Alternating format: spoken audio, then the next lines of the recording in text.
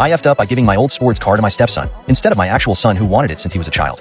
I've been a car mechanic since the age of 19 and I have my own garage. Throughout my entire life, I've always had a black Chevrolet Chevelle SS. After my first marriage went to shambles, I remarried a few years later. My new wife had a son, making him my stepson. Meanwhile, my son from my first marriage was living with his mom, but I saw him quite often at the shop. He dropped by occasionally to say hello or look at the cars I had in the shop. A while later, my ex-wife and son moved a few states away. After that, I spoke to my son mostly on the telephone and saw him maybe once every 4 months. The phone calls became less frequent, and he said he wanted to focus on his schoolwork. Recently, my stepson had his 16th birthday. He was a grade A student, so I decided to give him my old Chevrolet Chevelle. I texted my real son a picture of my stepson with the car on his 16th birthday party. My son texted me back with, "Is this a joke?" I texted him back with, "No, why?" He called me not a few seconds later, yelling at me to tell him that it was a joke.